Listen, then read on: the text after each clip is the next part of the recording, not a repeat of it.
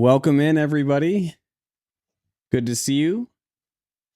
Tonight for our Warwatch Intel Academy, we're going to be talking about satellite communicators, and I'm joined up here with Strife Intel and Swiller. How we doing, Hello, gentlemen? What's going on, everybody? Welcome in, Warwatch Intel family. Great to see everybody here. We got Callie in here, Uncle Sam, Cypher the Cypher, Red Team 98, Redneckistan, Lipstick 06. Welcome in, Lipstick. Amy, Wild Daisy. Uncle Sam says W-135 Cobra 36 heading west towards Russia, currently in Alaska. Nice spot, Uncle Sam.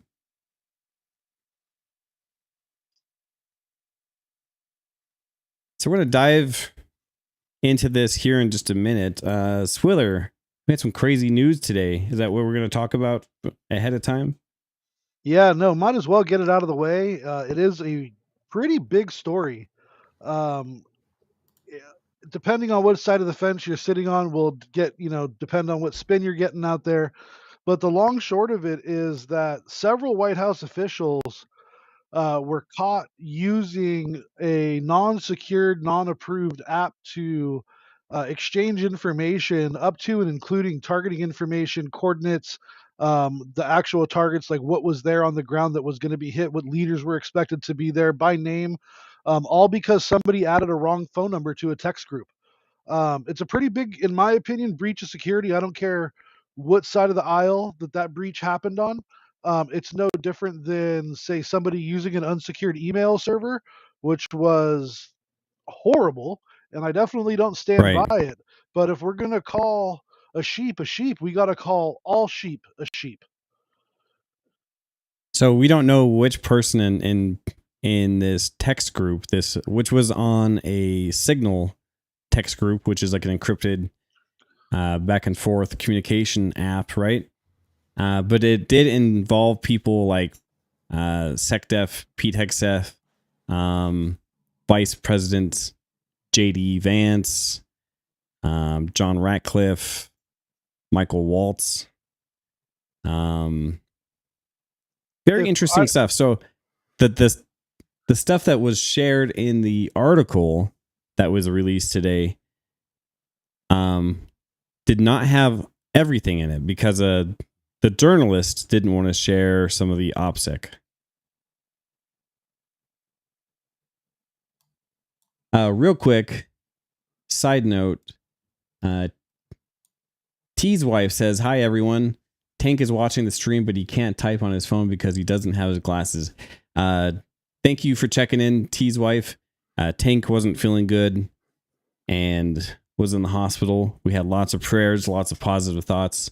So it's good to know that T's out of the hospital and doing a little bit better. So continue to keep T and T's wife, or Tank and T's wife, in your prayers today. Could very much appreciate it, and they could use it. Swiller, go ahead. Sorry. I was going to say, if I remember from the article that I read earlier today, the finger was pointed at Mike Walls for adding the wrong phone number. Okay. Interesting. So when SecDef Pete Hegseth got off of his first leg of his flight, he actually got off the flight and said, "Hey, yeah, we were texting about some stuff. There was no classified information shared, and that's all I got to say about that." Side note, there was a video of him in that flight today, him sitting in the jump seat while they were refueling the aircraft with a tanker. Thought that was kind of cool. Side note there.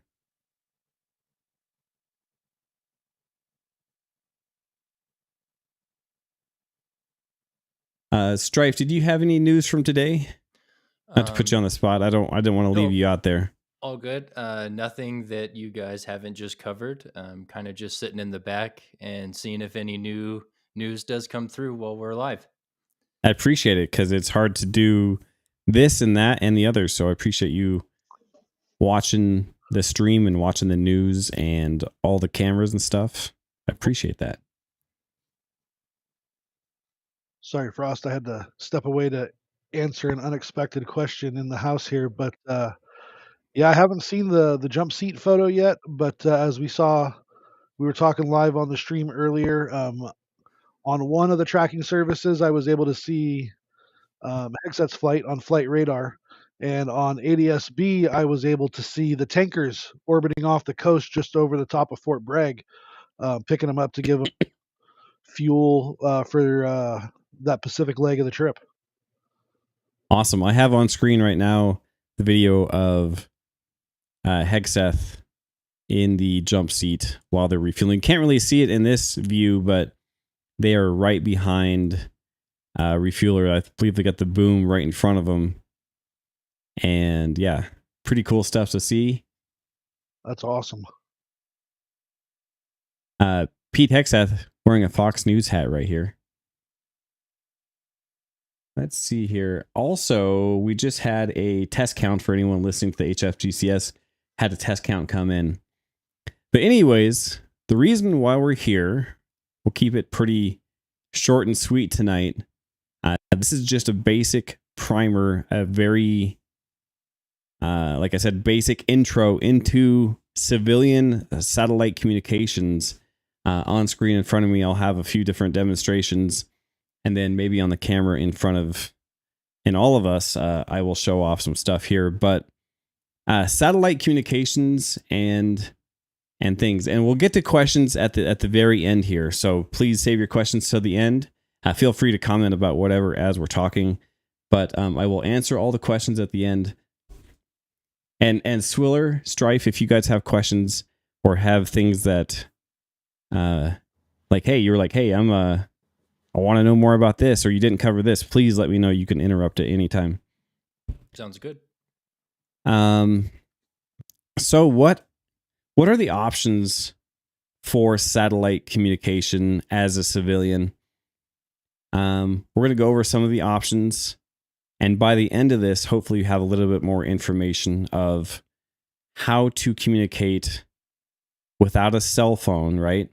And without a ham radio. How do you communicate? One of the options, we're going to actually start with my most favorite options to start off with here, would be I like Garmin. Garmin's a very trusted name. They have a lot of great technology, a lot of trusted software. Actually, you know what? Back up. Before we get into that, I'm kind of a squirrel. You guys know that. Sorry. What is satellite communication, and what kind of communication styles are out there? Let's start with that, I guess. Out there's a whole bunch of satellites in orbit, and one of these networks is called the Iridium network, and that's what basically today.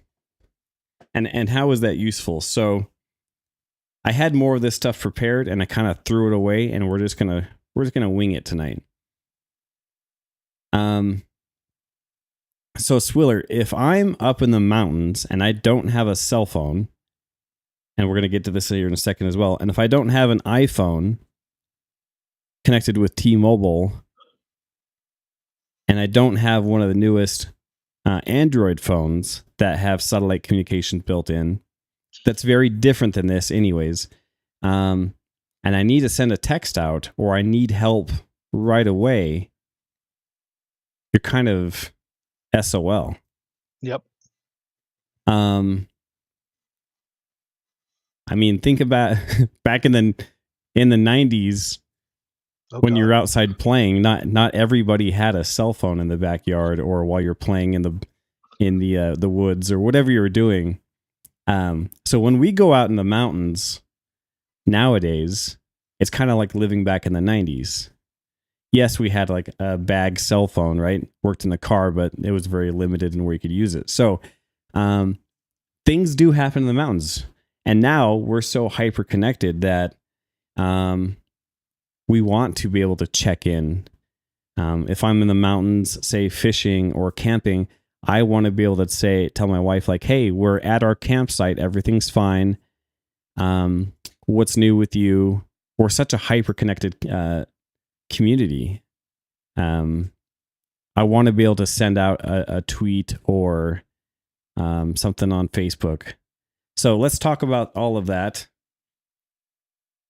I've done a lot of research into these, and some of the best options I'm going to go over, and then we'll get into like some of the cell phone options as well.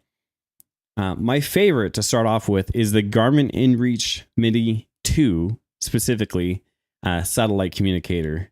So what that can do is, and they're really tiny and they last quite a long time on a charge. And we'll also get how this applies to us, because not all of us are campers, but we're kind of looking at getting more prepared, right? So using one of these satellite communication devices like this Mini 2 in front of us right now, I can send a text message. I could be like, hey, Swiller, I'm running late to campsite. Don't worry, I'm on my way. If Swiller was in campsite and had cell phone service, he would get that on his cell phone.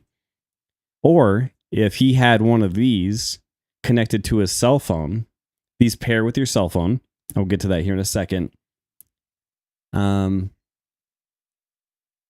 That could go straight to his satellite communicator. So we could be talking point to point through a satellite.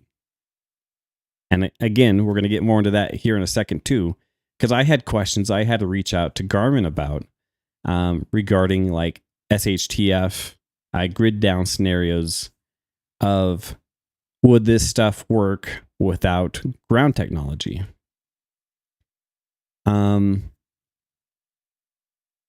So I guess we're gonna back up, and I might have to make a video about this, but like I said, we're gonna keep this on the basics for tonight as a starter, and then we'll get to your questions.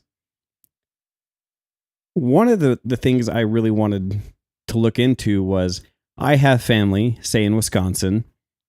If my power is out and I don't have a cell phone, my family out there doesn't use HF radio, how do I get a message out to, say, my dad in Wisconsin?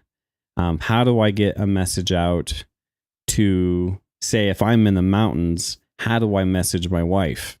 Let her know I'm running late for dinner. If I'm at the gun range, which for some reason here does not have cell phone service, how do I let people that care know that something's wrong, or, hey, I'm just running late?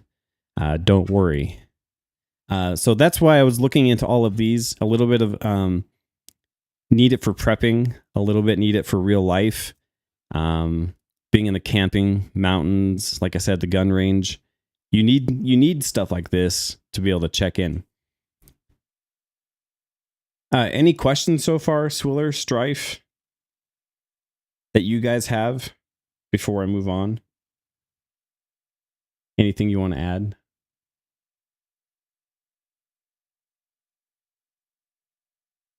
I can't hear you, so I'm going to assume that's just move on. No, sir. But you're good. Sorry, I'm doing a little multitasking. I'm cooking. Oh, you're up good, some chicken, buddy. Cooking up some chicken tacos while we're talking tonight. Perfect. So let's see. There's so much to get into, but I'm really gonna try to keep it at its basic. So most of these devices you use by pairing to your cell phone, and you can text on your cell phone through an app that connects to this or a device like this and sends your message to, say, a phone or an email of whatever you want to say. And then you can receive that message back. You can also, if you're using the Garmin technology, which we'll be getting into here, you can send out preset up text messages that don't use your allotment, because these do come with a monthly service fee.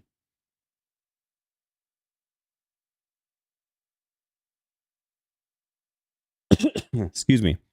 So,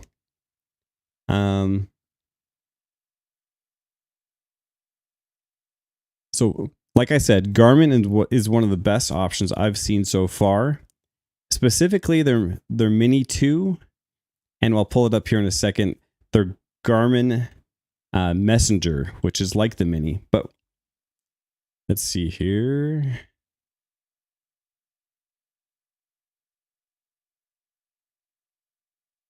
I'm not sure I can show this on the webcam, so I'm going to try to pull up exactly what it looks like here. So on the screen, every so often you can have it take your point. So if you're walking from point A to point B, you have some basic navigation. You can also connect it to your phone and have more in-depth navigation like you would expect from a cell phone. Actually, cell phones most of the time nowadays do really good navigation, but cell phones break easy. And even if you do have satellite communication on your phone, you might run out of battery. These suckers here last for days at a time without a charge, and they use their battery very efficient. So when I send a text message, say to my wife while I'm in the mountains camping, I can be like, hey, I'm checking in. I'll hit the check-in button here. I'm checking in, and I put in like, checking in, I'm at camp, everything's fine. And that sends her a link that says, hey, checking in, everything's fine. Click on this link and it'll give you a map of where I'm at.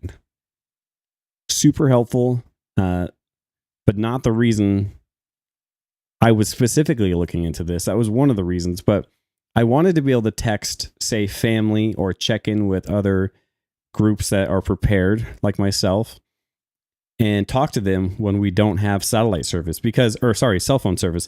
Cell phone services are one of the first things that get overloaded, right? They're one of the first things to go down. Communications, they're all reliant on the internet now. And if we have a power problem, if we have a security like internet problem or network problem or virus, all of that stuff is some of the first to go. We've seen it when there is, we get communication problems from basic and advanced threats. After large fires that we recently had last year, some people had cell phone problems, right? After big events like 9/11, everyone was trying across the country to text each other, call each other. Stuff like that stopped working because the grid, the network grid and communication grid is only set up for a small number of users to use it at one time. So I wanted to be able to communicate via satellite. Say my grid was down, but say I had family in Wisconsin that they were just fine.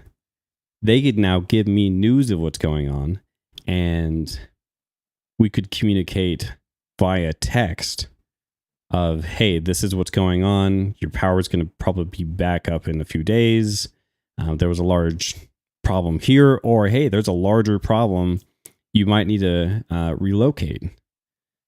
Communication is going to be huge and able to help you out if you know what's going on. Without communication, without radio, even like basic FM, you might not know what's going on in your area. You might be stuck in your basement for a few days and you have no idea what's going on. And with no news or communication in the outside world, that makes that a lot scarier and unknown. I think Mama D had a great point. If you have a select few people, across across the nation with stuff like this in a SHTF scenario, say the grid is already down, and something's coming from the west, and you're out on the east, and you can be able to communicate with people, away from you, and know what's either coming your way or if you need to, go a different way. Yeah. So specifically, I'm just going to use Mama D for this. If my power has been down for a day and there's no news coming in or out of what's going on, and I get on my satellite communicator and I text Mama D, because we're already, say, like in a group that's prepared together, I could be like, hey, Mama D, what are you hearing? Or like, first of all, do you have power? Do you have communication? And she's like, yes. What is going on in Wyoming? Like, what the heck happened? And just like you said, she could be like, hey, a train derailed. There's chemicals to your south. You need to move north. I mean, that right there could save your life. Yeah. And two, say I'm trying to get a hold of my family in Wisconsin. Something big happened. We can't text each other, but we're using satellite communicators to talk to each other. Now we know, like, hey, stay put. I'm coming to you. Or, hey, vice versa. Stay put. You're coming to me. Yeah, to know if the area that kind of is safe. stuff. Yeah. Depending on what's safe and what disaster we're talking about. I mean, we talk from everything from chemical spills to bad winters. In this scenario, we're not talking about like nuclear apocalypse, right? Maybe zombies. But that kind of leads me into my next topic of I was concerned about how this works. So a lot of people probably didn't get this far into it, but I reached out to Garmin. I got some basic information. I'm waiting on some more advanced information, but I wanted to know, when I press the send button, how does this actually work? Does it go from the satellite to Mama D and then back to the satellite and then me? No, it actually goes from me to the satellite to a ground station, back from the ground station to the satellite and to Mama D if she has a satellite communicator. Thank you, Mama D. I'm using you for an example here. Or it goes from me to the satellite to the ground station, out to the cell phone or email service, whatever contact I have set up for whoever you're trying to contact, right? So that made me a little concerned that it's not all through satellite. What helped me out there is because, say, what if we did have a grid down event? What if we had some larger scenario, right? That the electric grid wasn't working or communications weren't working. That ground station might be compromised. Well, I looked that up, and if this is correct, I'm sure they don't share everything. But the good news here is there's many Iridium satellites floating around that you can talk to. So these, specifically with the Garmin's, they use the Iridium network in the sky. You can almost be anywhere on the planet, not just here in the United States.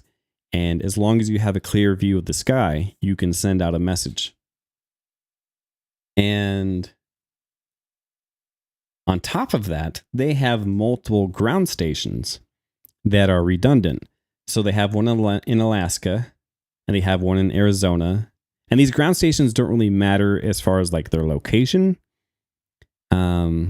You don't have to be so close to the ground station like a cell phone. They have one in Peru and they have one in Finland. But if, say, 2 or 3 went down, one will still pick up the slack for all the other ones, supposedly. So that's good to know. Say here in the United States, we had a large power problem, right? Or something like that. The ground station in Peru and Finland would take up the slack. And we could still communicate via satellite. Obviously, I wouldn't be able to text somebody if cell phones weren't working here in the United States. But if they had a satellite communicator and we had that communication set up, we would be able to communicate theoretically. I would still like to test this and check out more into it. Like I said, this is the basic so far. Garmin came out, and I've done weeks of research here on these. Garmin's came out, specifically the Mini 2 came out on top. I'll show you the whole Garmin lineup here in just a second. For ease of use, without having to carry around something that looked like a Palm Pilot, unless you needed mapping or something like that. We'll get into the more advanced Garmin here. But this is something you can clip on your bag, clip on your shoulder, clip on your chest rig or your belt, and take with you heading out the door with basic mapping functionality. The Mini 2 is amazing. And like I said, you could pair this with your phone, and now you have all the contacts that you had in your phone, and you can send out those text messages. You can send out those pre-set up alerts as well. Hey, I'm okay, and here's where I am. So these ones right now are on sale, I believe, on Amazon right in front of me. You're looking at around $305 for the package. Now there are other devices like the Zoleo satellite communicator. These come in for a $199. They also have pretty decent ratings, right? Pretty similar functions. All of these do, like I said, you do have to pay for monthly or yearly, right? You can't use this service for free. And most all of these functions, I'm not sure if you can see it here. Let me open up my camera bigger here. Give me just a second. So here's what they look like. And then you can open up this little tab right here, which says SOS. You hold that button down. Specifically, if you're with Garmin, you press that button and you're in the mountains, you're going to get a text message from Garmin SOS people, and they're going to be like, hey, is everything okay? And you can be like, no, I broke my leg. I need help. They are going to get in touch with emergency services and search and rescue in your area. And depending on what you need, they're going to get help out to you as quick as they can. And they'll have your instructions and location to pass off directly to emergency services. Another one that I was looking into as well, this came up probably last on the list as far as reviews go and as far as working. I was initially really interested in these guys because they had a physical keyboard, and I was like, oh, that's kind of cool. If you want to type really quick, you have a keyboard. Reliability and ease of use, these came in a little bit lower on the reviews, as Zoleo came in second, and then Garmin came up first. If you're not looking for like a clip-on and you don't need an on-screen device, they have the Garmin, and I'm not paid by Garmin in any way. I'm just wanted to share all of the research that I've done. Right here, $50 cheaper gets you one without a screen, and it connects to your phone. And it looks like that. And it still has buttons where you can initiate your SOS.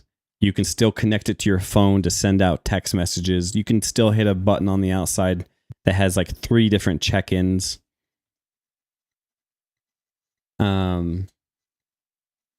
Yeah, so if you're a hiker, if you want something as an emergency backup, if you travel frequently into areas that don't have cell phone communication, this might be good for you. Or maybe this doesn't work good for you, but maybe you have that knowledge of this now. You're like, hey, I don't need this right now, but in the future, if I do, now you know. You can use my research to kind of kick things off into what you might need for satellite communication. Now, I talked when we started the stream, I talked about some iPhones, specifically the 16, and they say the 15 can use limited SOS features and texting, especially if you have T-Mobile, right? One of the most, I actually go ahead. I was to say one of the most recent iOS updates put that satellite communication option on my menu on my phone. Same here. So I couldn't use it. I could use the demo function, and that worked just fine. I tried using it. I have an iPhone 15, and I have Verizon. I drove outside of town all the way to where I got no cell phone service, and it wouldn't work for me. I haven't yet contacted Verizon of why. But my daughter has an iPhone 16, and she was outside of cell phone service, and her vehicle was actually stuck, and she was able to text with it. So I'm not sure the 15 versus the 16, if I didn't have that update yet, what's going on there. But some of the people that do hike a lot and spend a more time than I do in the backwoods and stuff say, my cell phone's always dead. You have this large screen. Your cell phones nowadays are so easy to get wet or destroy on a rock, and now it's useless. You can't make a phone call or text. That's kind of what drew me into the satellite communicators to begin with. One device that's kind of purpose built, that's more water resistant or waterproof, depending on the device. They also did have like the top of the line Garmin, which was the S60i, 67i. This one was more. You're looking at around $600. It also includes some mapping functions, which I currently don't need. And it's a little bit bigger device, bulkier to carry around, and maybe easier to break. So the Mini 2 is very rugged. Let me get back to the Mini 2. And an all-around excellent satellite communicator. Stripes, do you have any other questions before I moved on or caught up with chat here? I have not been paying attention to chat because I am such a squirrel. So maybe I'll backtrack and look at chat here. Nothing really to add. I remember when you and I were looking through all of these different Garmins and the one with the keypad, and I remember the Mini 2 being the best option. Yeah. Just an all-around fantastic option. Yes, it's a small device, but like I said, if you want to pair it from your phone and you want to send out more text messages, you can. Oh, before I get to chat, let's go over the specifically the Garmin InReach plans. I said these do cost you can't even have the device without, it's not like a cell phone. It has to be activated even to use the SOS feature. Oh, so wow. let's look at some of the basic features here. Yeah. If you want to use the SOS, you have to have that. Frost, speaking of SOS, yeah, you were talking about the cell phones a little earlier. iPhone 14 and newer, Apple announced that iPhone 14 and newer have satellite connectivity for emergency SOS. Samsung Galaxy S25 series specifically supports satellite communication using Snapdragon satellite. And the Google Pixel 9 is going to have satellite capabilities. They're adding the software to it to do emergency messaging outside of cellular networks. Now, what gets crazy is there's 3 different layers of satellites to communicate with. The Iridium is one of the best because there's so many satellites. When I was looking at this might have changed since then, but the Spot X here that's on my screen let me get it back on the screen. Some users reported that you would have to wait for a satellite to fly over. Like you put your message in and then it took a while to connect to the satellite and wait for a flyover. The Iridium usually sent within 30 seconds. Even from in deep, like on the bottom of the Grand Canyon. Let's see here. Wow. And one thing, you want to make sure you have that visible view of the sky, and you're going to use more battery if you're trying to send out a message continually, and say you're in some really deep forest or thick woods that you can't see the sky. You'll get more battery life when it's on and trying to send a message and you have a clear view of the sky. But back to the InReach subscription plans. All plans take a $39.99 subscription fee. And the lowest one starting at $49.99. Excuse me, still have a cough. The essential plan, let's see, it gives you 50 text or weather messages, and a weather message is like saying, hey, what's the weather in my area? And you get a text message back. Or 50 custom text messages saying, hey, Swiller, I'm running late. Wait for me at location B. Like a custom text message like that is it comes with 50 of those. And if you go over that, you're looking at 50 cents a text message. When you're talking about satellite communicators, that's not bad. Let's see here. But it includes SOS, and it includes unlimited check-in messages, like the pre-built ones. Like, hey, I'm here, I'm okay. You can send unlimited of those. The standard package for $39. Well, we double check that here. Standard package is $29.99, and that comes with 150 messages, unlimited live tracking, and then they have the premium for $49.99 a month that comes with unlimited text messages and emails. So depending on what you need, they've got a plan for you. If you were someone that needed to text often, maybe send out updates and alerts or news, the premium might be a good option for you. For right now, I'm checking out the Essentials plan through Garmin, so we'll see how that one fits for me this summer.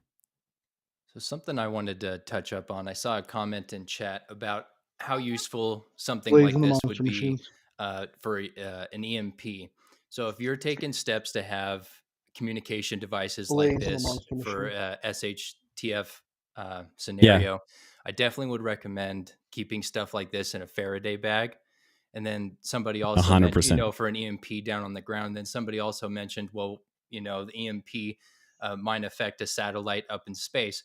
It could, but that goes back to the whole Iridium satellite network. Yep. I think you mentioned there's so There's many many of them. satellites. Right. And satellites up in space are moving at about 17,000 miles an hour. So for that satellite specifically, or to hit a satellite with an EMP would be severely difficult. But if you are looking for something like this for end of the world scenario, who knows what it could be. I would definitely recommend a Faraday bag, and I've done quite a bit of testing on some of them. And I think on our second satellite communication video, we will link that Amazon link to, I think it's a 4-pack of Faraday bags, and they work really well.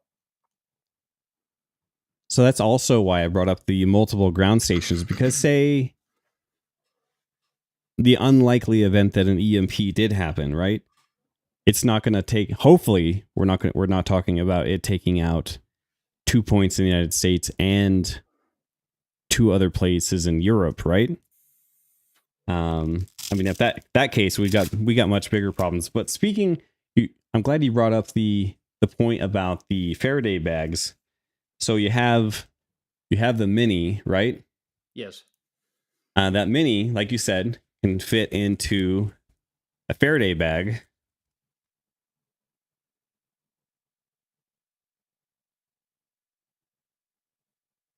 And I'll put that in here. And then you, with a Faraday bag this size, you definitely want to make sure that it's folded, and then Velcroed. If you put a cell phone in there and try calling it, you want to make sure that the cell phone's not working. Then the EMP bag is probably not working. So now you have your satellite mini communicator in a Faraday bag, and now you're ready to go. Barn Owl in chat, good place for these. If you have access to Amazon, there's a 4-pack on there. I think you can get it from anywhere from $10 to $15. We'll try those and Faraday find bags? that link. Yeah, we'll try and find that link, and if we find it, we'll link it in the second communication satellite video. Excellent. Specifically, my Faraday bags, it says that on top. It says fold top over a Faraday bag over twice. Specifically, that's going to block all the harmful signals coming in or out of the bag. So I will finally get to chat. I'm sorry I breezed right through a lot of that. Give me 1 second to unshare that screen. And then I will get to our chat messages. Hey, while you're So rolling if through you chat, I'm going to let you know there's a P8 that is headed due west directly towards Taiwan, and it's starting to get pretty close. Okay. We'll keep an eye on that. Thank you, Swoller. I'm so far behind on chat. If you did have a message that I did not cover and you want to talk about something, go ahead and put it in again right now. Because chat has been spinning like crazy. So I apologize. I kind of zoomed through that. Like I said, this can be just the basic intro. I try to cover a lot. And we can do another one of these if people are interested in them and how to use them. We'll actually demonstrate sending a message. But I wanted to see, one, is there any interest before I went further into like episode 2 of this? And I went so fast tonight that we might need a slower, more in depth on different subjects. So let me know if you have any questions. We can cover most of those right now. And if we have a need for it or a want, we can definitely do an episode 2 or even episode 3 in how this kind of stuff works. I'd like to know, has anyone heard of this kind of stuff before? Military and agencies have been using stuff like this for quite a long time. What's interesting to me is sat phones have been around for a while for civilian use, but they're so dang expensive. Not just to buy, but to use. You're talking about a lot of money. So sending out a text message is pretty sweet. Mary Watson says, very good info. Go ahead, Strife. I was going to say, I noticed there's quite a bit of chat in chat right now about Faraday bags. So the Faraday bags will protect your electronics handheld. Bags come in different sizes. I actually have a Faraday cage that my generator is sitting in. But it'll protect any of your electronics. But in a last minute, say you don't have a Faraday bag and something's happening, your microwave can always be a last minute safe spot for iPhones, any phone, cell phone, iPads, anything like that. AM, FM radio. Yep. Because a lot of good information comes from radio during emergencies. Ham radio gear. Just make sure you unplug it first. Don't start the microwave. Right. I've heard metal trash cans with some kind of rubber or plastic liner. So your basic Home Depot, maybe trash can or something like that. Metal with a metal closing top on it with some kind of rubber or plastic insulator on inside. I've heard works. Have not tested that, obviously. But just in case you don't know what an EMP is and what we're talking about here, that's one of the scenarios that maybe one of these would come in use. Is an EMP. We found out a long time ago when we launched a test nuke, right? When we tested nuclear devices, one of the side effects from exploding a nuke was an electronic discharge that fried electronics a long ways away. That's one of the side effects from exploding a nuclear weapon. Now we have weapons that are specifically designed to only send off the electronic frying part of that, which is an EMP. Not to scare everyone, but theoretically, say you had an EMP of moderate size, one of them over, say, like Kansas at a mile or so high, you're going to take out like 70% of the grid. I noticed Daisy's comment in chat. So yes, towers would be affected, but cell phone carriers are now starting to roll out the options where your cell phone can connect to satellite for emergency messages, text messages, or emergency dial 911 or something. So we're kind of talking past cell phone towers or anything on the ground, really. Yeah. In the few emergencies that I've lived through or been around, cell phone service has always been the one to go down. Kind of off topic, but if you're in an emergency and the cell phone's all you have is a cell phone tower and you can't reach anybody by voice, try a text message. A text message uses a lot less data and goes through farther, but we'll cover that more another night as well.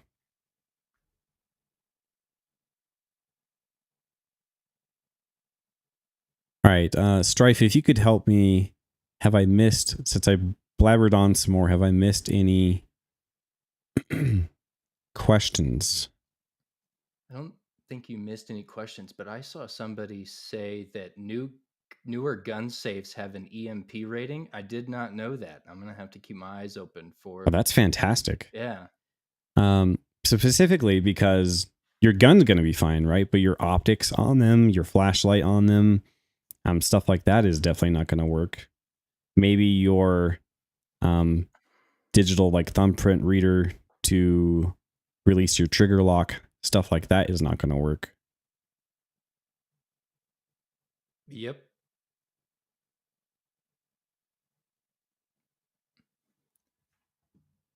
Let me get chat back up here. Swiller crashed. Yeah, he just messaged me. He said, go ahead and kick me off.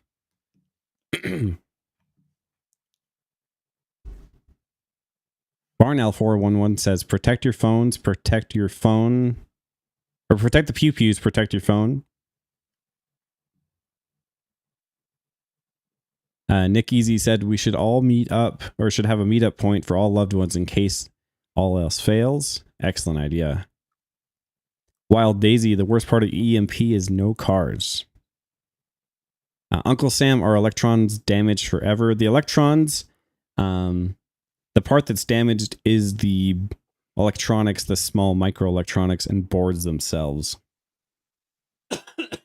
Yes, they would have to be replaced in most cases, or in some cases maybe repaired. You know, I've seen stuff, I believe they're called like EMP shields for cars, Mm-hmm. and it kind of goes around your motherboard of your vehicle. Yeah. I kind of, if we haven't had an EMP to really test that, I don't know how much I trust. I would like to look more into that. I've seen that and I've heard advertisements for it. I would love to know more. There's just so many more electronics in the cars nowadays than just what's inside that motherboard box. Yeah. Your starter. Like I said, I apologize. I went through that very quickly tonight, just as a very basic. I need to, next time I do a instruction, some of the feedback I got was I go through real quick of some kind of semi-advanced. Maybe I need to make it more and more basic. But if anyone wants to know more information about the Garmin communicators, satellite communicators, or satellite communication in general, please, now's a great time to ask. And if you want more in-depth information, like in episode 2 or 3, please let me know right now, and we will set that up for next time. We can go on screen and go through all of the other functions. Maybe you want to get one of these, and you're like, hey, I want to see how the menu works first, or hey, I want to see how how it performs outside. We can do that on camera and stuff as well. So let me know. Either way is fine. Or if this answered everyone's questions, that's fine too. Like I said, this is not for everybody. But if this is something that would interest you or help you or your loved ones have that peace of mind or keep you safe in an emergency, that's what we're here for.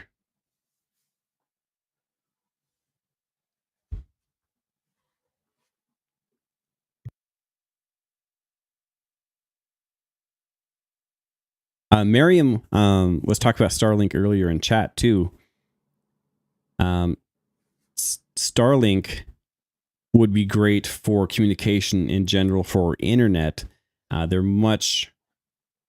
take more power to use, to charge. I could charge this off a simple like solar power battery. Starlink is a fantastic option if you have the power to run it and you need the internet. For basic communications and technology, I like things, not even just a cell phone. I like things that are purpose built for that one use. You know they're going to work. Funny you bring up Starlink. I saw a video, is either today or yesterday, and I'm not sure what they were doing, but they were out in the woods somewhere, and he had a Starlink panel, and it was running. He had it running off of 2 Milwaukee batteries. That's amazing. I was like, oh, I wonder how long it would last. But they were out there doing some like surveying or stuff. It looked like they were running power lines up mountains and stuff. I'm not sure if it's because I live in the boonies or they just all sell them now, but they sell Starlink satellite at my local Walmart here. So that's crazy to me. I'll have to look next time, see if ours has it.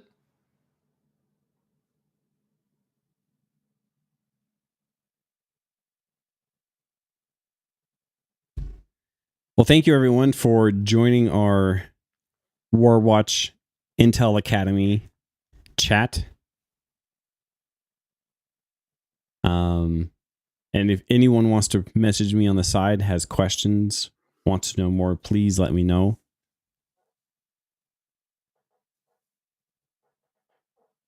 Fried Potatoes 188 said, I kept my Starlink equipment just in case. Hey, smart move. Great idea.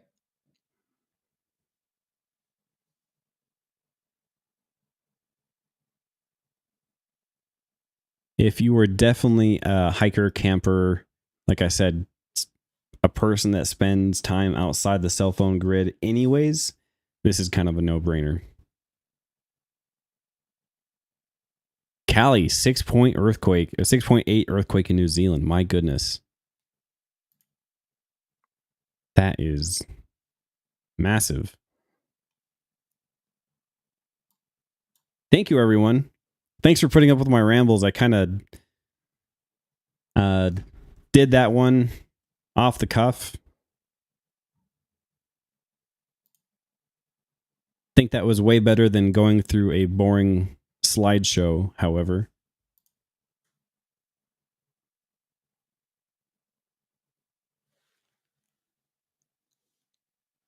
Well, Strife, unless you had anything else, I'm going to go ahead and restart the stream and we'll get the 24-hour live stream going again.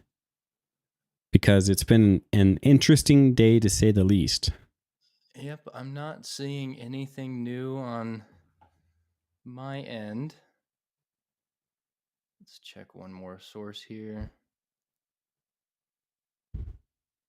Yep, no new news here other than that earthquake entry from Cali there.